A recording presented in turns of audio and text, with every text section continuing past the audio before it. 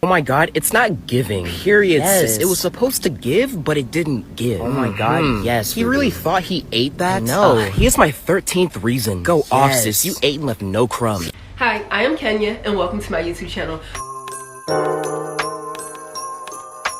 So today I want to talk about how AAVE, aka Urban Vernacular, has been rebranded and repackaged as Gen Z language.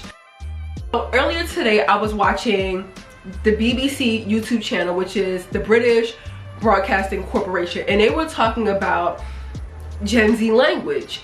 And from what I gathered, all it is AAVE that has been rebranded and repackaged. That's all it is. And I just feel like a lot of white kids are chronically online, TikTok, YouTube, they listen to rap, and now they are incorporating our phrases into their everyday language. And they're going to school, they're learning it also, and that's where they're getting it from. And my thing is, like, growing up as a Black American, I do something a lot of Black Americans do, which is called code switching. So when you leave the house and you're outside of family and friends and you are amongst others, you might sit up a little more, you know, you might be a little more polished, and you speak proper English. You wouldn't speak how you speak at home out in public amongst others. And I feel like for a long time that was looked down on, it was demonized, you were seen as uneducated, ignorant if you spoke in a certain manner. And even when I'm on my TikTok and it could just be a day where I'm laid back and I have a hoodie on and I'm not speaking like proper English, I had an older woman tell me, you need to work on your speech. You're trying, but you're just not there yet. She told me that. I said, well darn, if I can't relax in my own room and make a TikTok, where else can I relax? It's upsetting me in my home, girl, because we feel like, well, damn, if you can't go to bed on no chase, where the hell could you go? I think my maternal grandmother is Gullah Geechee. So Gullah Geechee people are from the Low Country in the Carolinas, and they have like their own sort of a Creole that they speak. In the 90s, if you were called Geechee, it was like an insult. And so now that is a dying language that's dying out. And I come across YouTube videos of white people teaching Gullah Geechee language. What? I am so confused. And so according to Wikipedia, Gen Z language refers to the unique slang and linguistic style used by Generation Z, characterized by a blend of internet slang, abbreviations, emojis, and a fast-paced creative approach to communication, heavily influenced by their constant online presence on social media platforms. It often includes terms like lit for something great, fam for friends, sus for suspicious, and stam for an obsessive fan. Now, these are all terms that have been used in the Black community for years. And fam is family, but here they have it as friends. And as I was watching the BBC YouTube channel today, they were talking about Gen Z language and how language has evolved over time. And one of the men on the panel referenced Chaucer, which is like an Old English author. Now, I do have a minor in English, so I do know a teensy bit about, you know, just English and the English language. And our language has evolved over time, you know, or we would be talking like, 'twas the night before Christmas. Oh ye hey ho, that's how they used to talk like during Chaucer's time. Read in Middle English. One that April, with his shorter sorter, the dracht of my... Chaucer is the author of the Canterbury Tales, if you've ever heard of it. If you've ever tried to read the Old English version, you would probably lose it, okay? It was mandatory reading when I took the Chaucer English class. It's really frustrating for me to see that words that have been used amongst the Black community for years are now mainstream, and some of these people are using the terms wrong. They don't know where they derive from, and they're using them wrong. How do you say woo Chile? You said what?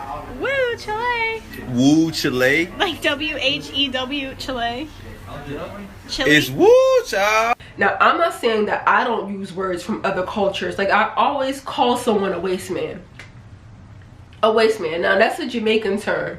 Now, obviously, when I say waste man, you can tell that I'm not Jamaican because, and I also say terms like sauce, which is like a black British term. Like, these are terms that they use in the UK. But these are all black terms.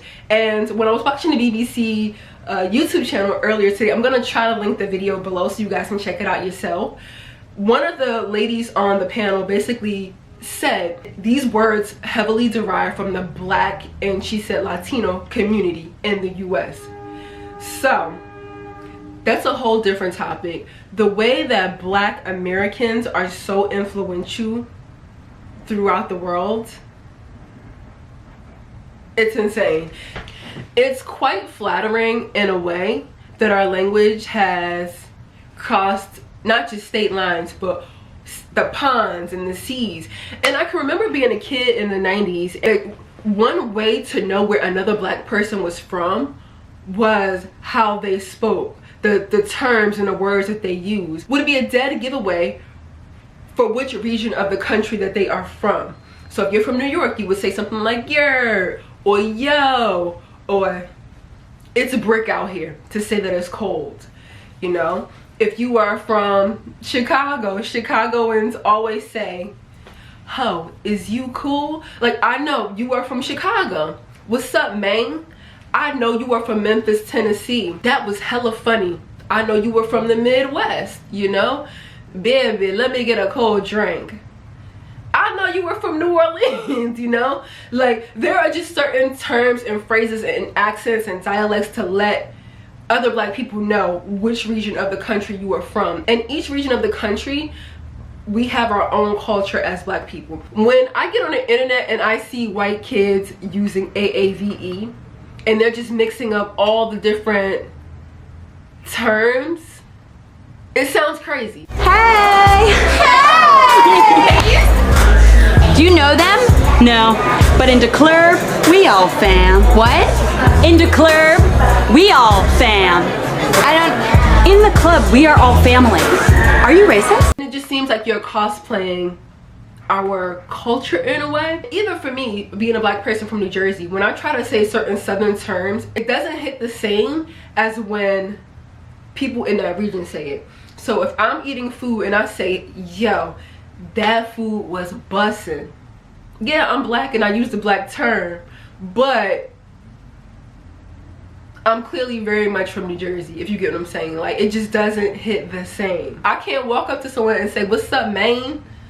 Folks would be like, people would be like, girl, you are from the Northeast. I literally feel some type of a way that the language that has been exclusive to the black community for so many generations is now mainstream. And it seems like it's being colonized. I don't know if I'm being dramatic by using the word colonized, but that's how it feels to me. And as black people, we do have another secret language. Hopefully nobody gets a hold of that one. They also do it with movie quotes. When we were saying bye Felicia, and no one knew that that was a reference to the movie Friday. Bye, Felicia. Y'all stingy. And they don't even know what does it mean. And when you say bye Felicia, that just means that you are irrelevant and get out of my face. He is a good man, Savannah. From Waiting to Exhale, meaning like, that's a good man, stop playing. And I'm a good person. Ma, if I allowed myself to think like you, I guess I'd be a dead woman. Ma, you should be proud. I'd rather live alone than crawl up behind some two-timing loser like Kenneth. He's a good man, Savannah. A good man. Then my favorite one was the term child. I remember when I first got on TikTok and this girl made a video and she was like, Chile. And it's like, it's child, you used it wrong. Hey, woo, Chile! As a black Americans, do we just embrace the cultural exchange? Or do we somehow try to gatekeep our own, you know, special phrases and words in our own urban vernacular? Like, I don't know, I'm torn. Some people would say language does not belong to you. You did not make those words up. Anybody can use them. It's cultural appreciation. But at the same time, as I was watching the BBC YouTube channel, when they were calling it Gen Z language, when I tell you, there were just so many emotions and feelings and thoughts going through my brain at that moment about that. Because you have white British people speaking on language that was exclusive to Black Americans for generations. Exclusive to Black Americans. And I feel like it's just my duty to call out the fact that all it is AAVE, rebranded and repackaged as Gen Z language, and that these words have been around for generations amongst Black families. Put some respect on our name. What do you guys think about this whole topic of Gen Z language? Let's discuss in the comments, but let's keep it cute and keep it respectful. So I just want to thank you guys for coming to kick it with me today, and I'll see you guys in my next YouTube video. Toodles.